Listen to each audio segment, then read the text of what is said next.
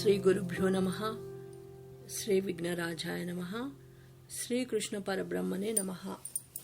శ్రీమద్ భగవద్గీత అర్జున విషాదయోగము 6వ శ్లోకము.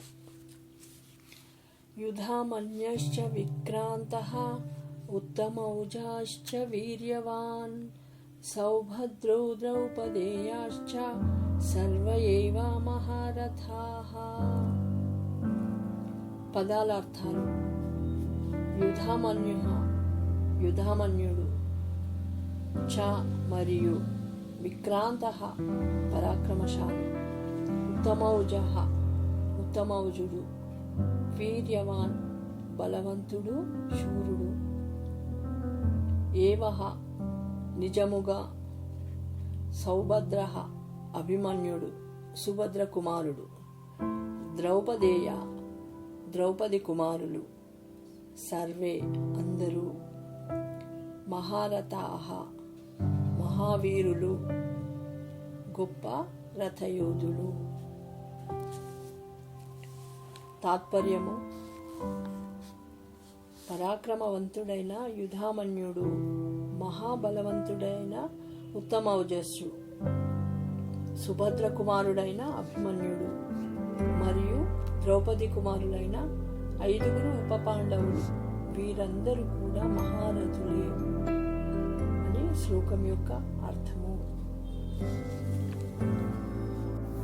దుర్యోధనుడు పాండవ పక్షంలో ఉన్న మహాయోధుల బలాన్ని ద్రోణాచార్యుల వారికి వివరిస్తున్నాడు. ఈ శ్లోకం ద్వారా వివరిస్తున్నాడు. సందర్భము, వివరణ. కురుక్షేత్ర యుద్ధ భూమిలో సంజయుడు ధృతరాష్ట్రుడికి పాండవ సైన్యంలో ఉన్న గొప్ప యోధుల పేర్లను దుర్యోధనుడు తన గురువైన ద్రోణాచార్యుల వారికి వివరిస్తున్నట్లుగా ఉన్న సందర్భమే ఈ శ్లోకము. ఈ శ్లోకంలో ఉన్న గొప్ప యోధుల పేర్ల గురించి తెలుసుకునే ప్రయత్నాన్ని చేద్దాము. యుధామన్యుడు, ఇతను ఒక రాజు, దృష్టద్యుమ్నుడికి తమ్ముడి వరుస.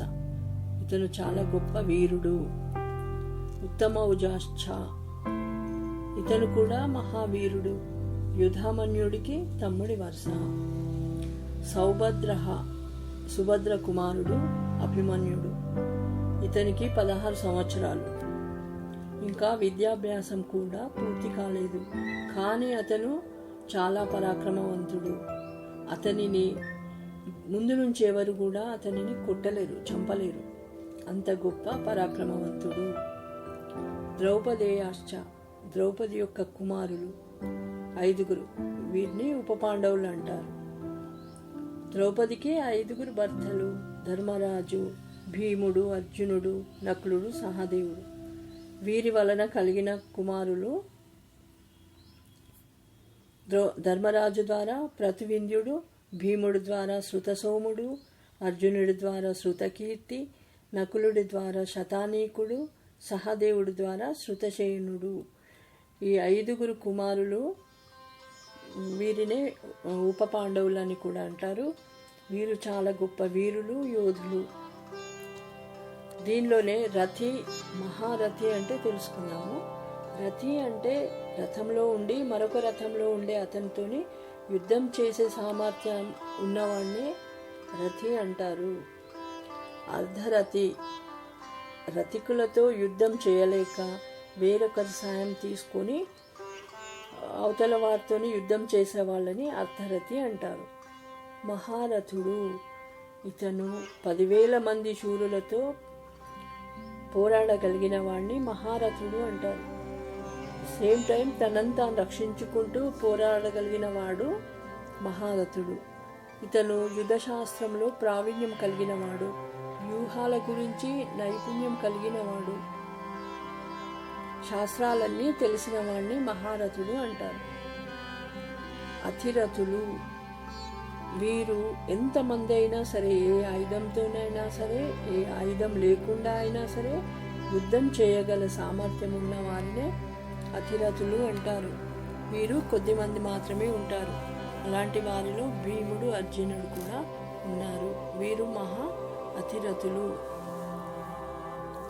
వీరందరి గురించి దుర్యోధనుడు ద్రోణాచార్యుల వారికి వివరిస్తున్నదే పై శ్లోకము. మన జీవిత సారాంశం తెలుసుకుందాము. ఈ శ్లోకం ద్వారా మనం కొన్ని ముఖ్య సూత్రాలను నేర్చుకోవచ్చు. ఒకటి, శత్రువుల యొక్క బలాన్ని ఎప్పుడూ తక్కువ అంచనా వేయకూడదు. రెండోది, యువతకు సరైన బాధ్యత ఇవ్వాలి.